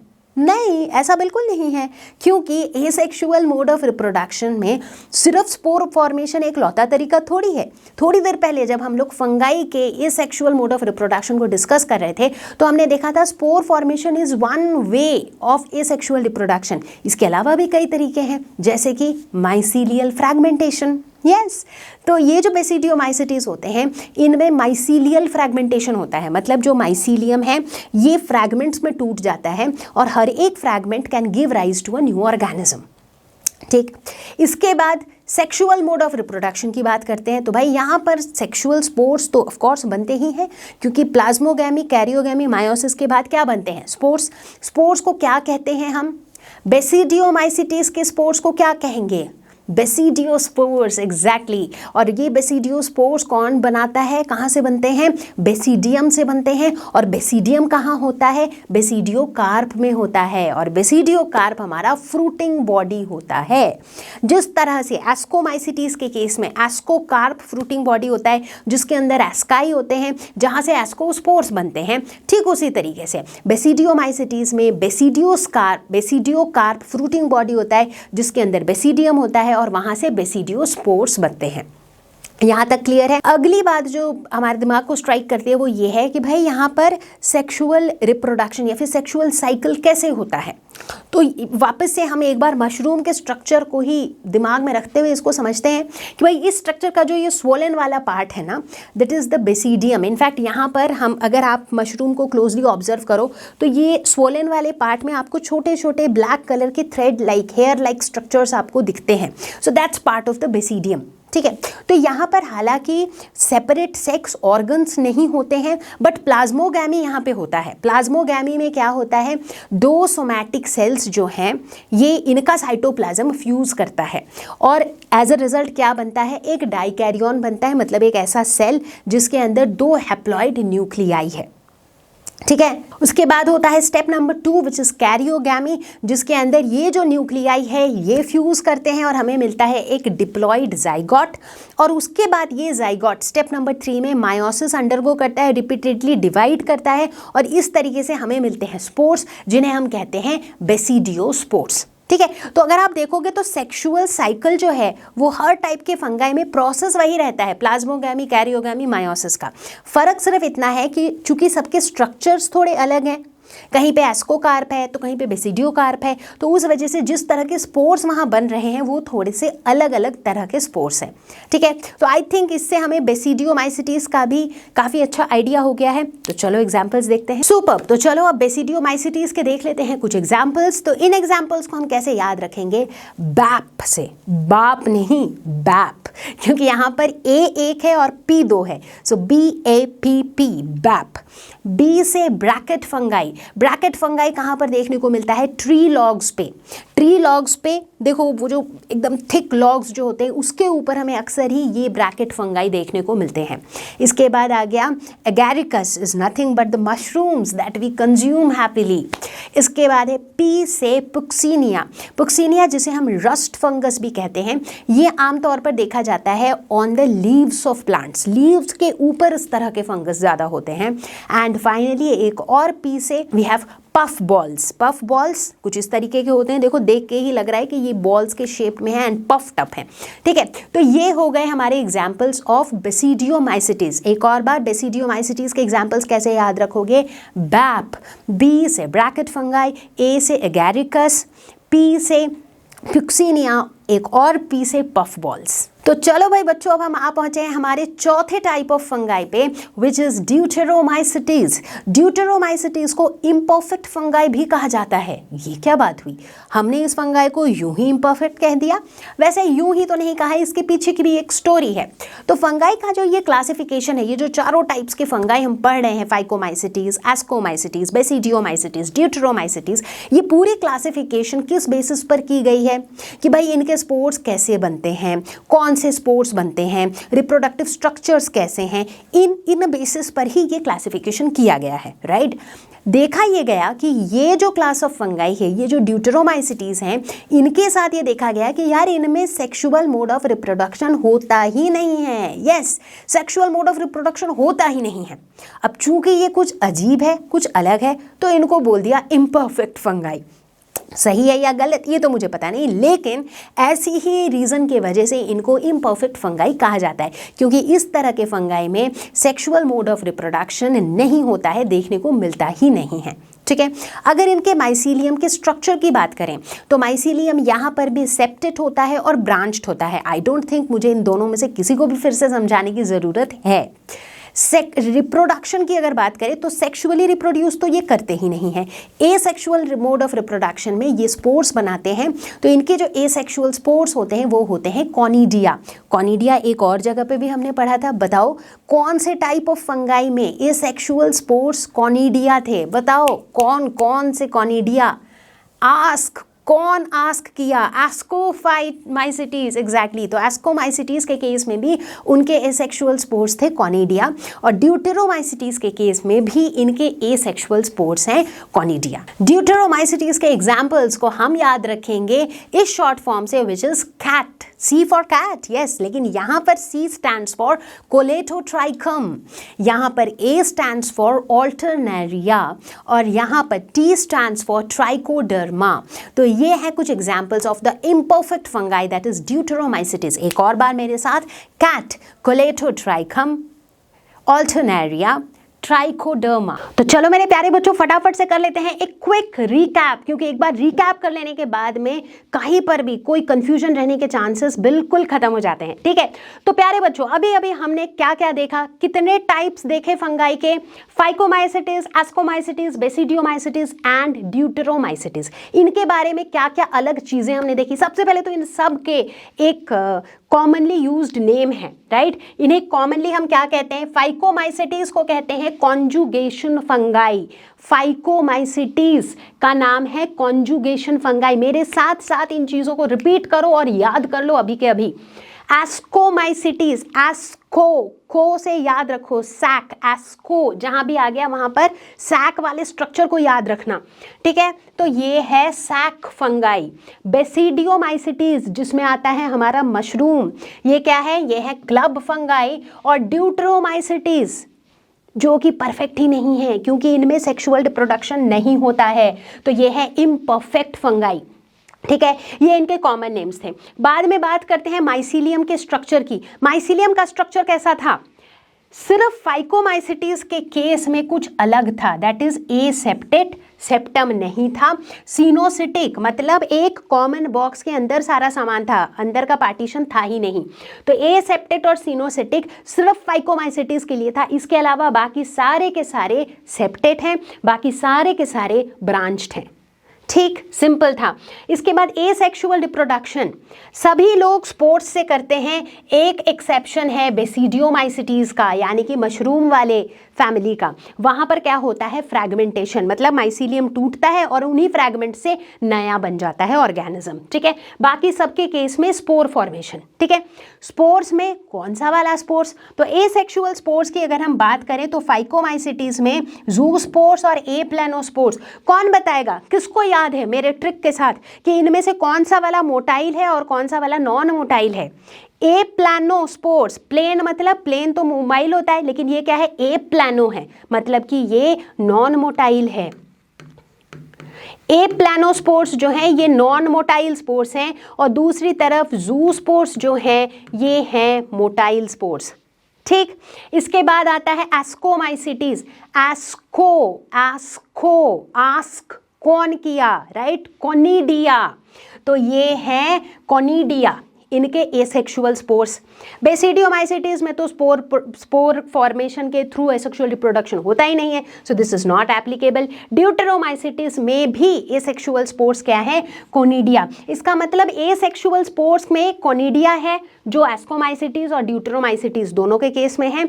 सिर्फ फाइकोमाइसिटीज के केस में 2 टाइप के हैं एसेक्सुअल स्पोर्स, जू स्पोर्स भी हैं और एप्लानोस्पोर्स भी हैं। बहुत बढ़िया। फिर आते हैं सेक्सुअल रिप्रोडक्शन में। सभी में सेक्सुअल रिप्रोडक्शन होता है सिवाय ड्यूटेरोमाइसिटीज के, तभी तो ये इम्परफेक्ट फंगाई है ना। और सेक्सुअल स्पोर्स कौन से होते हैं, इनको याद रखना कंपैरेटिवली इजी है। एस्कोमाइसिटीज का स्पोर्स होगा एस्कोस्पोर्स। एस्कोस्पोर्स कहाँ से बनेगा, एस्कोकार्प से, नाम से ही याद रह जाएगा। बेसिडियोमाइसिटीज के स्पोर्स होंगे बेसिडियोस्पोर्स। कहाँ से बनेगा, बेसिडियम से, है ना, या फिर बेसिडियोकार्प से, ठीक है। ड्यूटेरोमाइसिटीज में तो होगा ही नहीं। और फाइकोमाइसिटीज के जो सेक्सुअल स्पोर्स होते हैं दे आर जाइगोस्पोर्स। कंफ्यूज मत होना, क्योंकि फाइकोमाइसिटीज के केस में जूस्पोर्स और जाइगोस्पोर नाम थोड़े सेम से लग रहे हैं। जूस्पोर्स जो है ये मोटाइल एसेक्सुअल स्पोर्स है, लेकिन जाइगोस्पोर्स जो है ये क्या है, ये सेक्सुअल स्पोर्ट्स हैं। एग्जैक्टली। तो इसका मतलब ये जो लिस्ट है एक तरीके से, ये अभी तक हमने जो कुछ भी डिस्कस किया ये चारों टाइप के फंगाई के बारे में, वो सब कुछ को ये समराइज करता है। तो अगर आप चाहो तो इसकी फोटो खींच सकते हो, अगर आप चाहो तो इसे नोट डाउन भी कर सकते हो। तो प्यारे बच्चों, फंगाई के बारे में हमने काफ़ी सारी बातचीत कर ली। हमने फंगाई के स्ट्रक्चर को देखा, हमने फंगाई के मोड्स ऑफ रिप्रोडक्शन देखे, फंगाई के सारे टाइप्स को डिस्कस किया, इनफैक्ट कई सारे एग्जाम्पल्स भी देखे। और कुल मिला के ये पूरे डिस्कशन के बाद हमें ये लग रहा है कि यार फंगाई भी जो है ना अपने आप में बड़े इंपॉर्टेंट है। बहुत सारे इनके यूज़फुल एप्लीकेशंस है। फॉर एग्जांपल अगर हम पेनिसिलिन जैसे इंपॉर्टेंट एंटीबायोटिक की बात करें तो वो भी तो हमें एक फंगस से ही मिलता है। अगर हम बेकिंग इंडस्ट्री की बात करें तो वहाँ पर भी फंगाई का बहुत इंपॉर्टेंट रोल है। ईस्ट एक बहुत क्रूशियल रोल प्ले करता है, चाहे ब्रेड बनाने में हो, चाहे पिज्ज़ा बनाने में हो, या फिर बेकरी का कोई भी आइटम बनाने में हो, चाहे बियर बनाने में हो या वाइन बनाने में हो, इन सब में इनका एक क्रूशियल रोल होता है।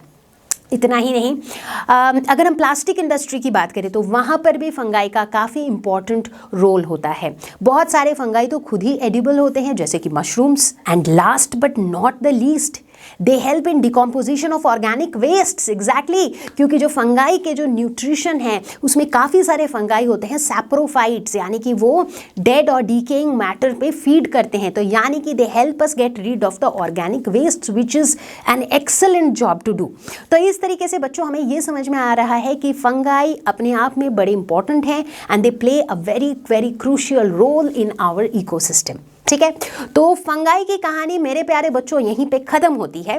तो फंगाई था हमारा तीसरा किंगडम। तो यानी कि यहाँ तक में हमने इस चैप्टर में कौन कौन से किंगडम कवर किए, मोनेरा कवर किया, प्रोटिस्टा कवर किया, फंगाई कवर किया। इसके बाद 2 और किंगडम्स आएंगे विच इज़ प्लांटे एंड एनिमैलिया, जिनके बारे में हम यहाँ पर डिस्कस नहीं कर रहे हैं। इसलिए नहीं कर रहे हैं क्योंकि प्लांटे अपने आप में एक पूरा नया चैप्टर है जिसमें हम आराम से तसल्ली से डिटेल में सब कुछ डिस्कस करेंगे। ठीक उसी तरीके से एनिमैलिया अपने आप में एक और चैप्टर है जिसके अंदर हम डिटेल में डिस्कस करेंगे। ठीक है, तो इसीलिए फॉर नाउ हम प्लांटे और एनिमैलिया के बारे में डिस्कस नहीं करेंगे। लेकिन ये चैप्टर यहाँ खत्म नहीं हुआ है, क्योंकि एक छोटा सा प्यारा सा बहुत इंपॉर्टेंट सा टॉपिक अभी भी बचा हुआ है which is the viruses. Viruses जैसे ही ये वर्ड हम सुनते हैं तो हमारे दिमाग में क्या आता है, वायरल फीवर, वायरल इन्फेक्शन, सर्दी खांसी, राइट। तो इसका मतलब वायरसेस भी कई तरीके से हमारे लिए प्रॉब्लम्स क्रिएट कर सकते हैं और हमारी बॉडी में कई तरह के डिजीजेस भी कॉज कर सकते हैं। अब दोस्तों सोचने वाली बात ये है कि हमने देखा बैक्टीरिया जो है ये भी हमारे बॉडी में कई तरह के डिजीजेस कॉज करते हैं। तो बैक्टीरिया जैसे ऑर्गेनिजम्स को तो हमने मोनेरा किंगडम के अंदर डाल रखा था। अब वायरसेस भी कुछ ऐसे ही लग रहे हैं जो हमारे बॉडी में कई तरह की बीमारियां कॉज करते हैं। तो फिर वायरसेस को हमने कहाँ डाला, क्योंकि अभी अभी हमने देखा कि हमने तो हमारे 5 किंगडम क्लासिफिकेशन के 5 किंगडम कवर कर लिए, मोनेरा, प्रोटिस्टा, फंगाई, इनको तो डिटेल में कवर कर ही लिया है। प्लांटे और एनिमैलिया भी हम आगे के चैप्टर्स में खत्म करने वाले हैं। तो इसका मतलब 5 किंगडम कवर हो गया, बट कहीं पर भी वायरसेस नहीं दिखे। तो फिर आखिर वायरसेस को हमने कहाँ डाला, और अगर हमने वायरसेस को इन 5 किंगडम में नहीं डाला तो क्यों नहीं डाला? अब भाई दिक्कत ये थी कि ये जो वायरसेस है ना, ये लिविंग ऑर्गेनिजम्स हैं या फिर नॉन लिविंग, इसको लेकर के ही दिमाग में बहुत सारे कंफ्यूजन थे, बहुत सारे डाउट्स थे। अब आप पूछोगे कि अरे भाई ऐसा कैसे हो सकता है मैम कि कोई ऑर्गेनिज्म लिविंग है या नॉन लिविंग, इस पे ही डाउट है? बिल्कुल हो सकता है, मैं अभी बताती हूँ। वायरसेस के केस में कई सारे ऐसे प्रॉपर्टीज थे इनके जिसकी वजह से लोगों को लगा कि ये तो नॉन लिविंग है, but at the same time कुछ ऐसे प्रॉपर्टीज भी थे जिसकी वजह से लोगों को लगा कि ये तो लिविंग है, और इसी कंफ्यूजन ने जो है सारी प्रॉब्लम्स खड़ी कर दी। तो चलो सबसे पहले देखते हैं ऐसे ट्रेट्स, ऐसे कैरेक्टरिस्टिक्स जिससे लगा कि वायरसेस तो नॉन लिविंग है। सबसे पहला, they do not have cell organelles, इनमें सेल्स ही नहीं होते हैं बेसिकली। जैसे कोई भी सेल अगर होता है तो उसमें क्या होता है, सेल के में सेल मेम्ब्रेन होता है, उसके अंदर अलग अलग सेल ऑर्गेनेल्स होते हैं। तो यहाँ पर ना तो सेल मेम्ब्रेन है ना तो सेल ऑर्गेनेल्स हैं, तो बेसिकली सेल्स ही नहीं है। अब सेल्स ही नहीं है तो मेटाबॉलिज्म नहीं है, ये रिप्रोड्यूस भी नहीं करते हैं। अब इन सारी चीजों की वजह से ये इनर्ट रहते हैं, मतलब बिल्कुल अनरिएक्टिव, कोई रिएक्शन नहीं देते हैं, doesn't do anything on its own. अब जैसे अगर इस माउस की मैं बात करूं, क्या ये खुद से कूदेगा, दौड़ेगा, भागेगा? कुछ नहीं करेगा, ये चुपचाप बैठा रहेगा क्योंकि ये नॉन लिविंग है। लेकिन वहीं अगर हमारा लिविंग माउस होता तो वो चूहा तुरंत यहाँ से कूद के भाग जाता, राइट? तो कोई भी नॉन लिविंग ऑर्गेनिज्म जो है वो इनर्ट रहता है, it doesn't react to any situation. तो भाई अब आप ही बताओ मुझे कि भाई अगर सेल के कंपोनेंट्स नहीं है, सेल मेम्ब्रेन नहीं है, रिप्रोडक्शन नहीं हो रहा है, पूरा टाइम इनर्ट है, तो इसे तो हम नॉन लिविंग ही कहेंगे। लेकिन अब आप बोलोगे कि मैम ठीक है, फिर इसको आप नॉन लिविंग ही, इसको नॉन लिविंग अनाउंस कर दिया जाता फिर। बट वायरसेस ने कुछ ऐसे ट्रेट्स भी दिखाए जिससे लगने लगा कि यार ये तो लिविंग ऑर्गेनिजम्स हैं। बट मजेदार बात ये थी कि ये लिविंग ट्रेट्स ये तभी दिखाता था जब ये किसी लिविंग होस्ट के अंदर जाता था। मतलब जब तक ये होस्ट के बाहर है तब तक तो ये बिल्कुल बेजान है, बिल्कुल नॉन लिविंग है। लेकिन जैसे ही ये किसी लिविंग होस्ट के अंदर जाता था तो ये रिप्रोड्यूस करने लग जाता था, इसके अंदर जेनेटिक मटेरियल था। तो कुल मिला के एक लिविंग होस्ट की बॉडी के अंदर जो वायरसेस हैं ये लिविंग ऑर्गेनिज्म वाले ट्रेट्स दिखाने लग जाता था। तो बच्चों मसला ये था कि वायरसेस जो थे जब तक ये लिविंग होस्ट की बॉडी से बाहर थे तब तक ये बिल्कुल नॉन लिविंग थे, और इसी वजह से इन्हें लिविंग ऑर्गेनिजम्स के जो 5 किंगडम क्लासिफिकेशन थे उनमें से किसी भी किंगडम में नहीं डाला गया। ठीक है, तो चलो बच्चों अब हम देखते हैं वायरसेस के कैरेक्टरिस्टिक्स। भाई वायरसेस की क्या खासियत होती है, क्या खूबियां होती हैं, क्या इनके फीचर्स होते हैं, चलो वो सारी चीजें देखते हैं। तो वायरसेस सबसे पहले तो ये ए सेल्यूलर होते हैं, यूनिसेल्यूलर नहीं, मल्टी सेल्यूलर नहीं, इनमें सेल ही नहीं होता है, तो इसीलिए ये ए सेल्यूलर होते हैं। ये एक्सट्रीमली स्मॉल होते हैं, बहुत ही छोटे होते हैं। वायरस जो शब्द है ये शब्द पहली बार कॉइन किया था इवानोव्स्की ने। वायरस शब्द का मतलब होता है पॉइजन। पॉइजन क्यों? क्योंकि वायरस जब तक वो लिविंग होस्ट के बाहर रहता है तब तक तो ये इनर्ट रहता है, ये नॉन लिविंग जैसा रहता है। लेकिन जैसे ही ये एक लिविंग होस्ट के अंदर घुसता है तो ये डेफिनेटली उसे हार्म करता है, इसीलिए पॉइजन से इसका नाम रखा गया वायरस। अगर हम इनके न्यूट्रिशन की बात करें तो ये होते हैं ऑब्लिगेट पैरासाइट्स। पैरासाइट तो हम सभी समझते ही हैं, पैरासाइट मतलब जो अपना न्यूट्रिशन किसी होस्ट से डिराइव करता है और होस्ट को नुकसान पहुंचाता है। बट वायरसेस के केस में हम कह रहे हैं ये ऑब्लिगेट पैरासाइट। ऑब्लिगेशन का मतलब समझते हो, मतलब एकदम जरूरी, something that is extremely necessary, उसे हम कहते हैं ऑब्लिगेशन, राइट? तो ऑब्लिगेट पैरासाइट्स मतलब वायरसेस अपना लाइफ साइकिल किसी होस्ट को नुकसान किए बिना कंप्लीट ही नहीं कर पाते हैं। मतलब इट इज लाइक नुकसान किए बिना इन्हें चैन ही नहीं पड़ता है, ये अपना लाइफ साइकिल खत्म ही नहीं कर पाते हैं। तो मतलब जहां इसको कोई लिविंग होस्ट दिखाइए उसके अंदर जाके उसको हार्म करके तब जाके वहां से उनको पूरी तरह से निचोड़ के ही ये चैन लेते हैं। ठीक है, so viruses are obligate parasites. And also again to reiterate कि वायरसेस होस्ट के बाहर ये रहते हैं बिल्कुल इनर्ट। तो अब बात करेंगे हम वायरसेस के स्ट्रक्चर के बारे में। तो स्ट्रक्चरली अगर हम बोले तो वायरस एक न्यूक्लियोप्रोटीन होता है, न्यूक्लियोप्रोटीन। इस शब्द को देखो, ये 2 चीजों से बना हुआ है, न्यूक्लियोप्रोटीन। मतलब वायरस के स्ट्रक्चर में 2 चीजें होती है, एक तो प्रोटीन होता है और दूसरा होता है न्यूक्लिक एसिड। ठीक है, तो इन दोनों चीजों से वायरस का स्ट्रक्चर बनता है। किस तरीके से बनता है? तो बेसिकली न्यूक्लिक एसिड क्या है? Genetic material, RNA, DNA, RNA है राइबोन्यूक्लिक एसिड, डीएनए है डीऑक्सी राइबोन्यूक्लिक एसिड, राइट। जैसे हमारे बॉडी के अंदर जो जेनेटिक मटेरियल है that is in the form of DNA, right. तो ये जो जेनेटिक मटेरियल है, ये genetic material is in the form of nucleic acid, तो उसी से आया है न्यूक्लियो। और इस न्यूक्लिक एसिड के बाहर एक प्रोटीन का कोट होता है वायरसेस में, जिसे हम कहते हैं कैप्सिड। कैप्सिड का काम क्या होता है? ये कैप्सिड अंदर पाए जाने वाले न्यूक्लिक एसिड को प्रोटेक्ट करता है। कोई भी जो बाहर की लेयरिंग होती है या कोट होता है, उसका काम मेजरली प्रोटेक्शन होता है ना। तो वायरसेस के केस में भी वही होता है। इनफैक्ट अगर इस कैप्सिड के प्रोटीन कोट को थोड़ा और डीपर देखें तो हम देखते हैं कैप्सिड एक्चुअली छोटे छोटे यूनिट्स से बने हुए हैं। बहुत सारे छोटे छोटे यूनिट्स हैं जिन्हें हम कहते हैं कैप्सोमियर्स। तो इन कैप्सोमियर्स का एक हेलिकल अरेंजमेंट है जिससे कैप्सिड बना हुआ है, ठीक है। तो वायरसेस का स्ट्रक्चर कुछ इस तरीके का होता है, अंदर न्यूक्लिक एसिड और बाहर एक capsid which is a protein coat for the protection, ठीक है। अच्छा, हम देखते हैं कि जैसे ही एक वायरस किसी लिविंग होस्ट के अंदर जाता है, किसी लिविंग सेल के अंदर जाता है, तो वहां से बहुत सारे वायरसेस रिलीज होते हैं, राइट। तो मतलब जैसे ही वो लिविंग होस्ट के अंदर जाता है तो it doesn't stay inert any more, तो ये रिप्रोड्यूस करने लग जाता है, ये म्यूटेट करने लग जाता है और हमें ढेर सारे वायरसेस रिलीज करते हैं और ढेर सारे वायरसेस हमें मिलते हैं, राइट। अब बार बार मैं ये कह रही हूँ living cell living cell living cell, तो ये लिविंग सेल किस तरह का लिविंग सेल है? मतलब ये जो लिविंग होस्ट है, ये लिविंग होस्ट किस तरह का सेल हो सकता है? तो अब जैसा कि हमने देखा कि ये जो लिविंग होस्ट है, ये लिविंग होस्ट किस तरह का सेल हो सकता है? तो ये जो होस्ट सेल है, ये कोई प्लांट सेल हो सकता है, ये कोई एनिमल सेल भी हो सकता है और ये कोई बैक्टीरियल सेल भी हो सकता है। अब डिपेंडिंग अपॉन कि वायरस जो है ये किस तरह के सेल में जा रहा है, डिपेंडिंग ऑन दैट हम बता सकते हैं कि वो प्लांट वायरस है या फिर एनिमल वायरस है या फिर बैक्टीरियल वायरस है। तो बैक्टीरियल वायरस को हम बैक्टीरियोफेजेस भी कहते हैं, ठीक है। तो प्लांट वायरस के स्ट्रक्चर को अगर हम देखते हैं थोड़ा डिटेल में, तो उनके अंदर जो है सिंगल स्ट्रैंडेड आरएनए देखने को मिलता है।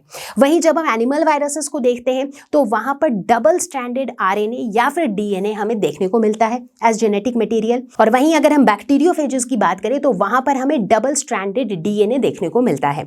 इनफैक्ट यहाँ पर जो स्ट्रक्चर आपको दिख रहा है that is how a bacteriophage looks like, right. तो यहाँ पर हम देख सकते हैं कि ये हमारा वायरल जेनेटिक मटेरियल है, डीएनए या आरएनए, और ये जो बाहर का जो कोट है that is the protein coat which is capsid, right. तो हम क्या देख रहे हैं कि ये जैसे ही इस बैक्टीरिया जो कि यहाँ पर इसका लिविंग सेल है, इस बैक्टीरिया के साथ अटैच हो रहा है, तो ये अपने जेनेटिक मटेरियल को रिलीज कर दे रहा है, right. Can you see that?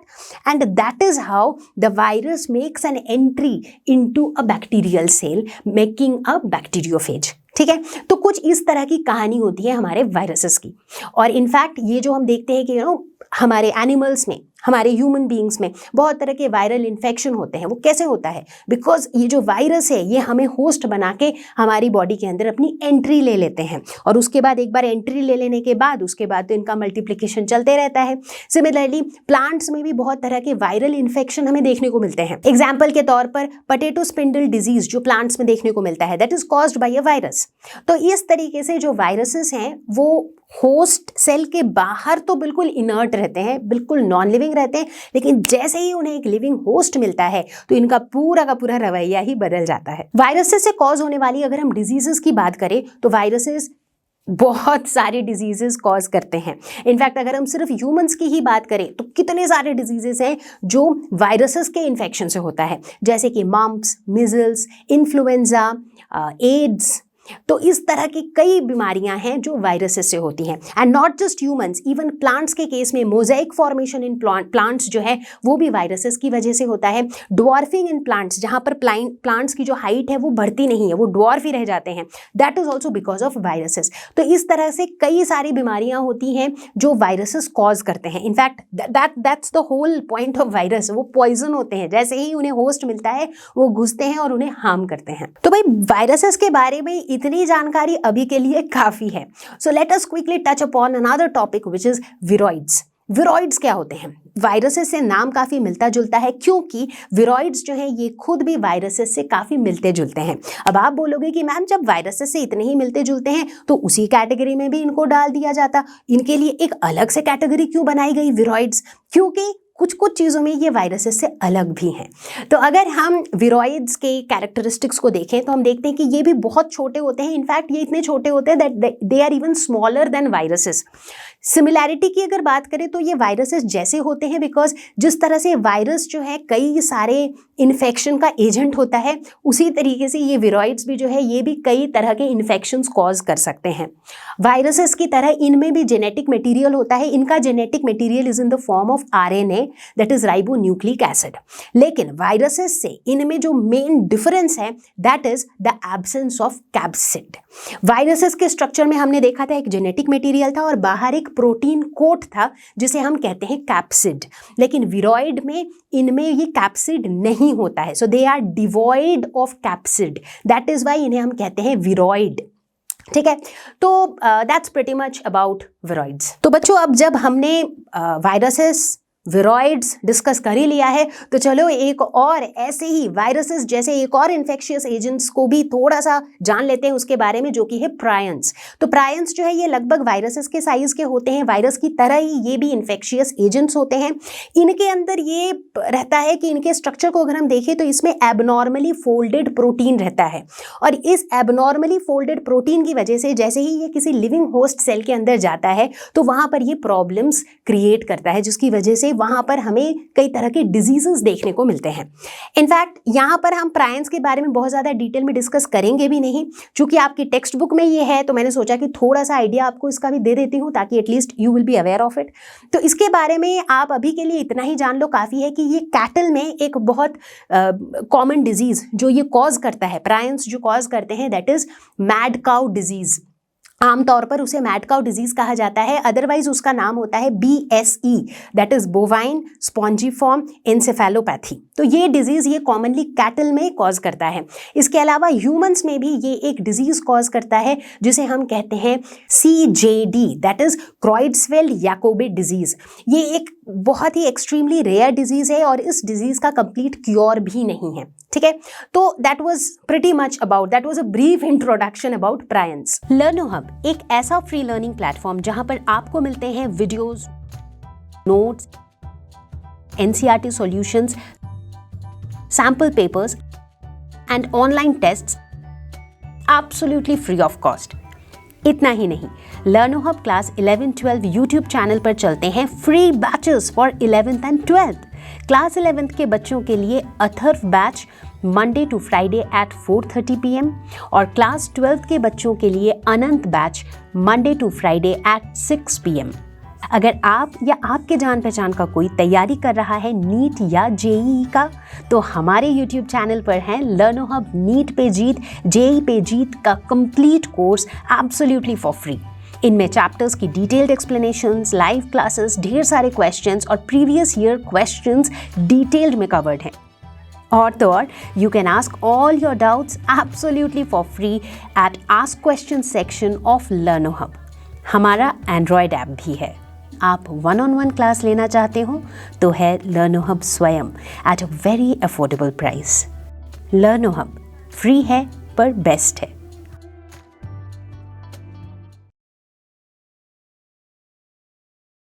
तो बच्चा पार्टी इसी के साथ अब आप पहुंचे हैं इस वीडियो के एंड तक और मुझे पूरी उम्मीद है कि आप सभी लोग मेरे साथ यहाँ तक हो, इस पूरे वीडियो को आप लोगों ने देखा होगा।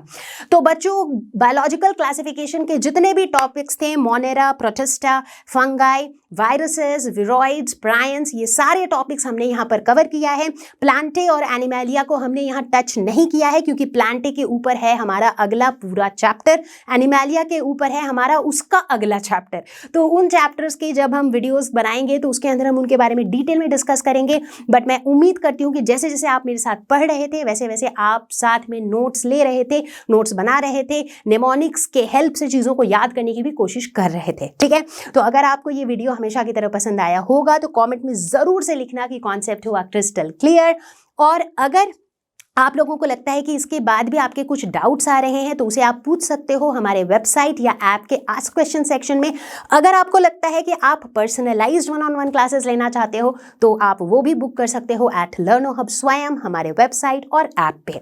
तो जल्दी ही मिलती हूँ मैं आप सभी लोगों को अगले धमाकेदार वन शॉट वीडियो के साथ। तब तक के लिए stay safe, take care, bye bye.